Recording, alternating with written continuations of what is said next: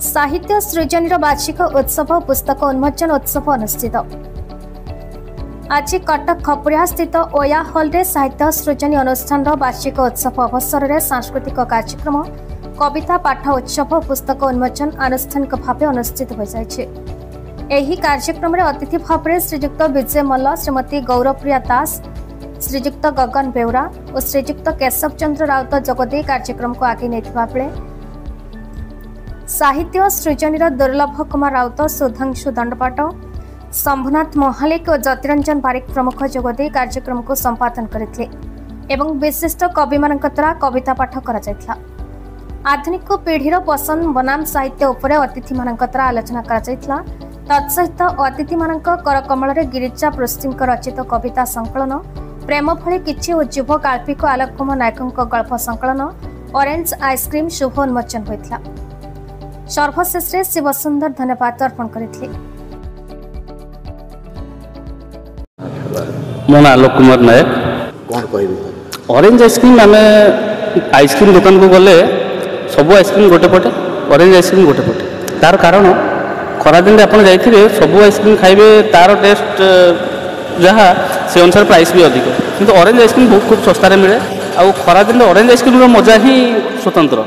तेणु ये बहीटार नाटा ये बही रे गोटे ऑरेंज आइसक्रीम को स्टोरी ऑरेंज आइसक्रीम को कंटेंट को लेकर गोटे स्टोरी अच्छी जोटा मुझे जो नुआ नुआ लिखा आरंभ करी प्रथम पर्यायर ही लिखी गपटी को आ गपटा मो छाती भर बहुत कनेक्ट होगी रही।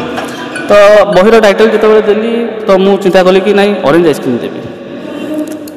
तो कौन विषय गुड़ाक अणुगल्प और क्षुद्र गल्प सब अच्छी 85 गोटी अच्छी 85टा छोट छोट गल्प अच्छी सागर अणुगल्प क्षुद्र गल्प मिसिकी अच्छी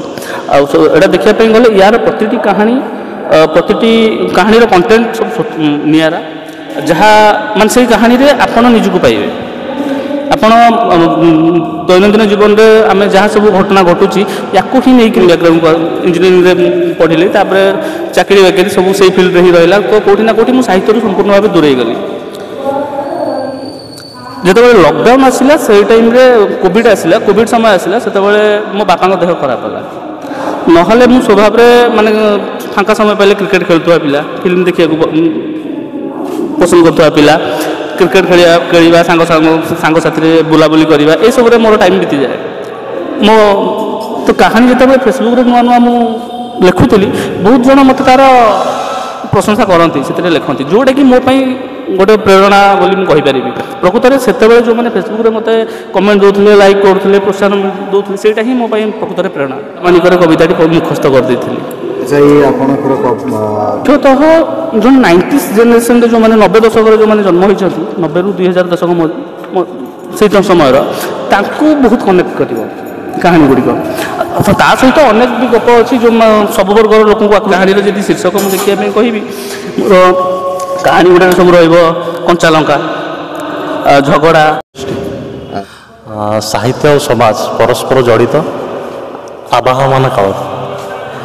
साहित्य सब समाज को उत्तरदायी रहा दरकार किंतु समाज प्रति जे साहित्य सब समाज असुविधा समाज दुख समाज दारिद्र्य को लेकिन लिख एमती किसी माने ना समाज भितर मनीष रोचे मनीष भितर हृदय अच्छी हृदय भितर प्रेम अच्छी साहित्य जो प्रेमर कथा हुए साहित्य जो हृदयर कथा हुए मनीषर कथा हुए आ मनीषर कथा जो साहित्य हुए साहित्य समाज कथा हुए मत लगे प्रेम गोटे शब्द नुहे प्रेम गोटे नदी आ प्रेम जो नदी से खाली समुद्र में मिसिनी से एपर्यंत कौटी पहुँचनी कविता मानक एकाठी कर बहीटा कर बहीटर ना प्रेम भली कि आज डिजिटल जुग लेखनी डिजिटल जुगर सबकि द्रुत हो जाए फास्ट हो जाए जल्दी खाଇବା मिल जाए बहीटी ऑर्डर कले किसी दिन भर बहीटा आसी पहुँची जाऊँ डिजिटल जुगर चिकित्सा क्षेत्र में आगे विज्ञान क्षेत्र में आगे सब क्षेत्र में समृद्धि करुच्ची आ करूथिबो किंतु ता भीतर तो मनुष्य प्रेम करवा छाड़ी प्रेम भली किसी समस्त हृदय को छुए बोली आशा करते। कटक दामोदर बेउरांका रिपोर्ट भारत न्यूज।